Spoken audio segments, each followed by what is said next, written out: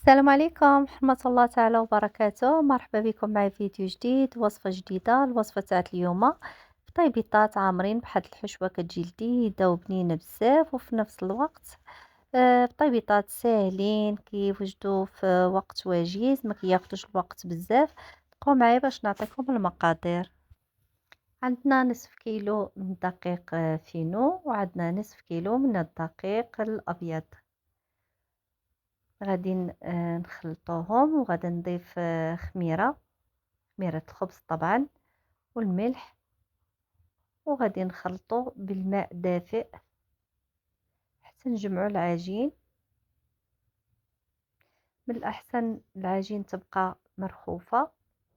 كما كتشوفوا هنا بديت بيديا حتى نجمع العجين باش نعرف القياس ديال الماء. من بعد كملت في العجانة، تكملت ليك حتى تسدلك ليا مزيان. مني تلكات وحصلت على القياس اللي باغا انا تاع العجينه، خليتها هنا عجينه تقريبا كما كتشوفوا مطاطيه، شو راه مرخوفه واحد شويه. انا كتعجبني العجينه تكون مرخوفه في البطبوط باش ملي كتقطعي تبغي تاكلي دغيا كيتقطع لينا. هنا غادي نجمع العجينه ونخرج منها الهواء، وغادي نغطيها ونخليها حتى تخمر مزيان ويضاعف الحجم ديالها. عاد باش غادا نخدم بها في هذه الاثناء. غادا ندوز الحشوه، غادي نبدا نصايب فيها الحشوه اللي عندنا البصله مشلضه رقيقه، عندنا فلفله حمراء مقطعه مربعات، وعندنا الكفته تاع الدجاج ممكن نستغناو عليها او نضيفوا شحمه ديال الكلاوي. عندنا زيت الزيتون، سكينجبير، خرقوم، الكمون، الابزار، وكذلك التحميره او بابريكا. ومن المنسمات عندنا الحبق، وعندي العطريه تاع البسطيله الا بغيتو تضيفوها او تضيفوا منسمات اخرى. على جنب راني حاطه واحد المقله تسخن، غادا نضيف لها زيت الزيتون. من بعد غادا نضيف البصله، غادا نضيف القليل من الملح، وغادا نضيف عليهم فلفله حمراء. مني غادي يتشحروا ليا غادا نزيد عليهم الكفته، وغادا نبدا نزيد العطريه.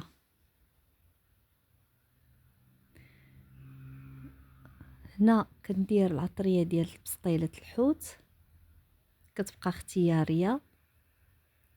هنا لقى المسكنجبير لحقاش درت الكفته ديال الدجاج ضروري كيبغي سكنجبير. الخرقوم بلدي، هنا التحميره او بابريكا،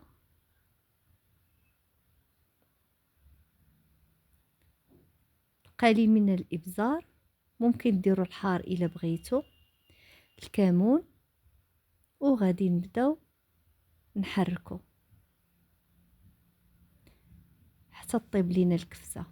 هنا غادا نضيف القزبر ومعدنوس، نسيت ما ذكرتهم ليكم، وغنضيف عليهم الحبق.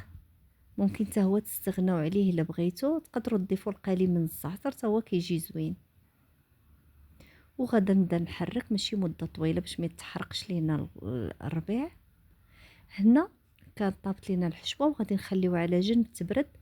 هنا كانت العجينه خمرات وتضاعف الحجم ديالها كما كتشوفوا. عندها يدي القليل من زيت الزيتون، وغادا نبدا نفرغ العجين من الهواء اللي فيه ونجمعه.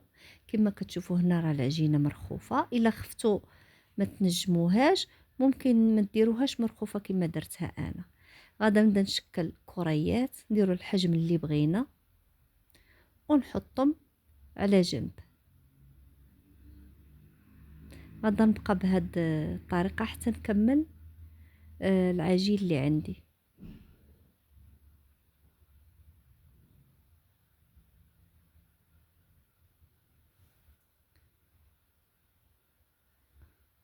من بعد ما ساليت، بعد ما كورت العجين حطيتهم في واحد الصينيه على جنب. غناخذ هنايا دقيق الفينو، ممكن تستعملوا دقيق الابيض الا بغيتو.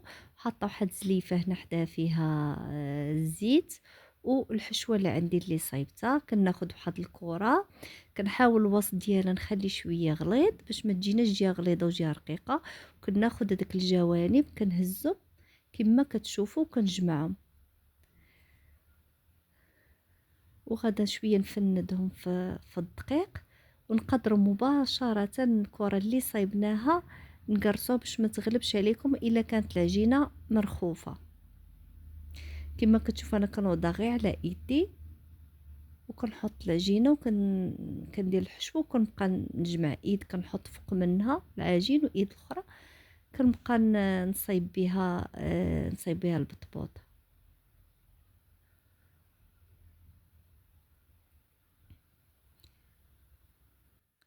هنا غادا نعاود نفس الطريقه كما كتشوفوا، كنحاول الوسط نخلي العجين شويه غليظ، كنبدا نجبد غير في هذوك الجنيبات وكنبدا نجمع في الجنيبات هكا، ناخذ القنيتات وكنديرهم الوسط وكنبدا نكور فيهم على هذا الشكل. وهنا كانت المقله كتسخن ولاحظت بانها راه سخنت ليا، كندهنها شويه بالزيت وغادي ناخذ واحد القريصه ونبدا نقرص ونرميها. دوز واحد 2 دقائق تقريبا او ما كاملاش، غادي ندهنوا الوجه ديالها بالزيت ونقلبوها. غنبقاو مره نقلبوا البطبوط، ما نغفلوش عليه باش يتنفخ لينا، ونبقى بنفس العمليه حتى نسالي البطبوط اللي عندي.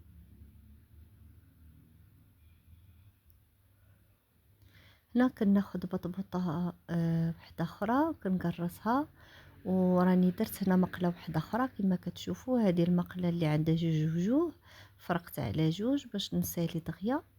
هنا غادا نبدا ندهن الوجه ديالها باش نقلبها.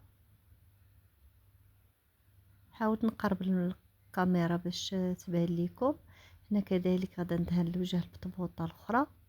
شو هنا راه كانت نفخات باقا حتى ما طابت مزيان، وغادي نبقى نقلب فيهم. الزيت كيساعدنا باش كيتحمر الوجه ديالهم زوين.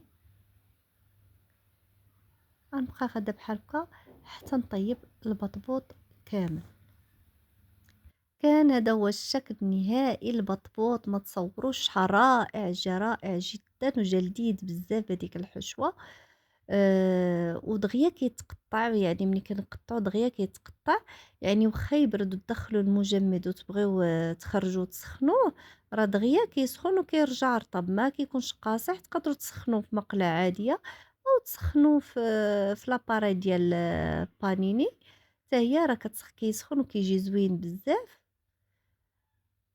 كنتمنى هاد الوصفه تعجبكم بزاف. انا غادي ناخذ واحد البطبوطه ونقسمها.